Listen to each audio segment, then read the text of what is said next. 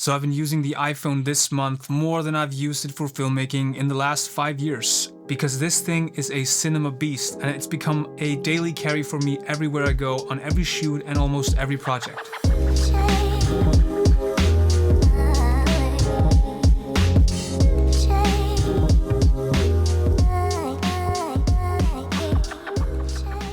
So let's just start off with why haven't I used it in the past.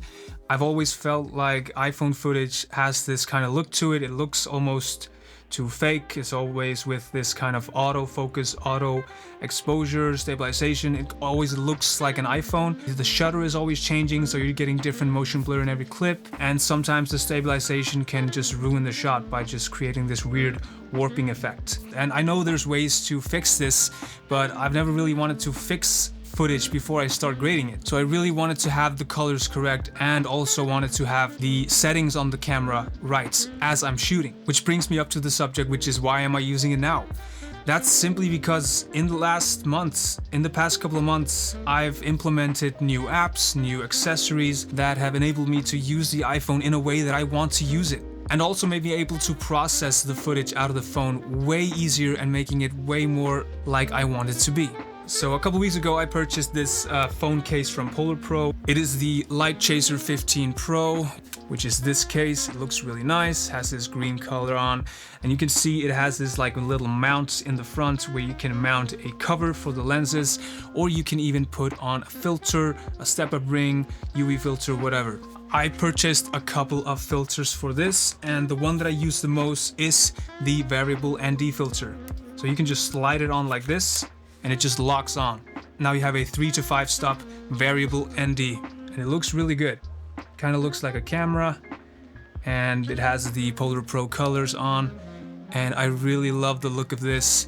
And this enables me to turn the variable ND, and this way I can dial in the settings so I can bring that shutter speed down and get that natural motion blur. And this is honestly something that I would be able to carry in my pocket. This is not too big. This is not a cage that is completely taking up all of the space. I can still fit it like this into my pocket, and that's a huge thing for me. More accessories are these 67mm step-up ring. So you have this step-up ring right here, which enables you to slide it on, and now you can screw on a 76mm step up or filters on here, so you can add your own filters. Then I also got this UV filter, which came pretty standard with the kit, but I don't really use it. But it is basically just a piece of glass that you put in front of the lens.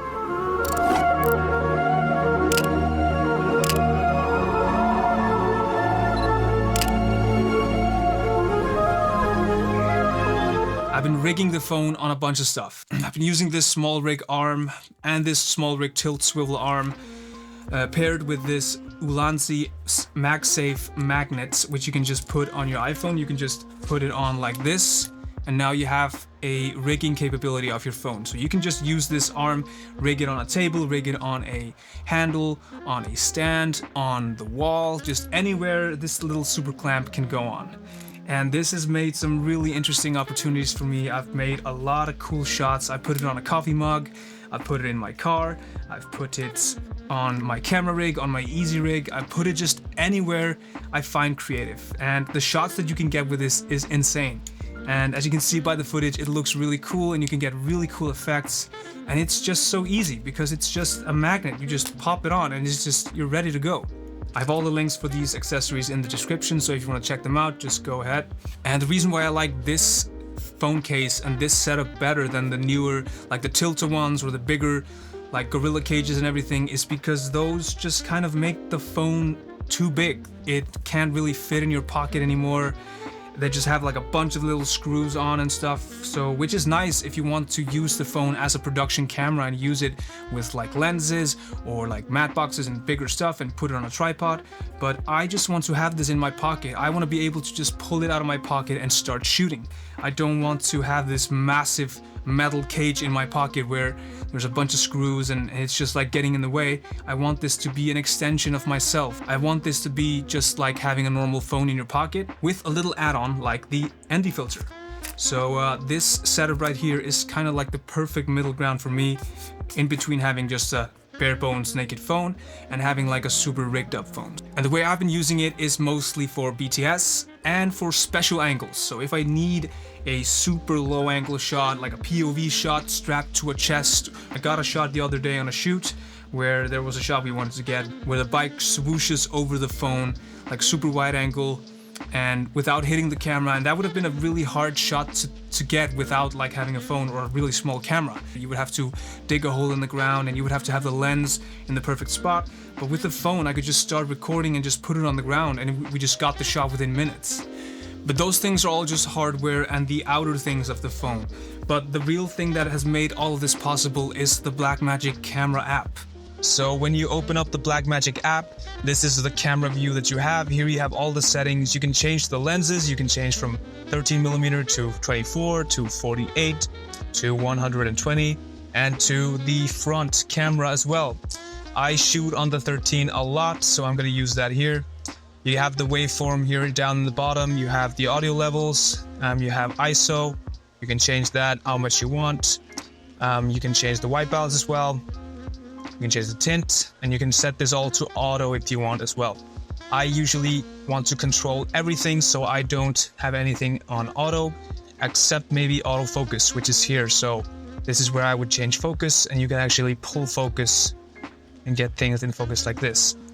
The biggest thing that I change here is that I take the stabilization and I turn it off. Usually it would be set to standard, but I turn it off. When you turn off the stabilization, all of a sudden the camera locks onto the thing you're like rigging it to. So you get that stuck on feeling, which sells the effect really nicely, and it makes everything really cool because the stabilization sometimes makes it like flow a little later. It has a little latency to it, so it doesn't look as nice. But when I'm doing handheld shot, I remember to turn it on again and use it for my benefit. And also in the Blackmagic app, you can set the color science to Apple Lock, and that enables you to color grade this really nicely. There's a lot of dynamic range in the iPhone camera. It's a really powerful sensor actually, and it's using a lot of software to bring down these highlights and the shadows up, and there's not really a lot of noise unless you put it into situations where there's little lights or you just crank the ISO up way too high.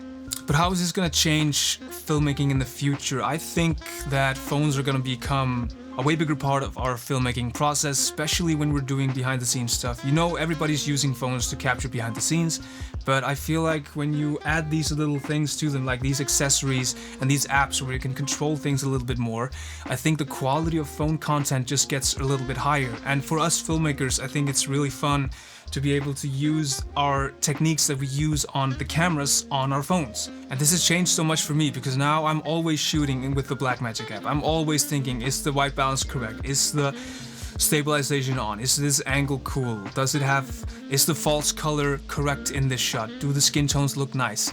So I'm basically, when I'm shooting phone footage, I'm also training myself as a cinematographer and filmmaker. Of course, it takes a little bit more time, but I enjoy this process, and this is what keeps me going. I can't have a camera on me at all times, but I will have the phone at all times. I'm really excited about this, and I'm excited to use the phone on more productions and not just home coffee videos like I've been doing for the past months. Thank you for watching. Don't forget to like this video. Tell me what you think about iPhone filmmaking. What gear are you using with your iPhones? Hit that subscribe button, and I'll see you in the next one. Thank you.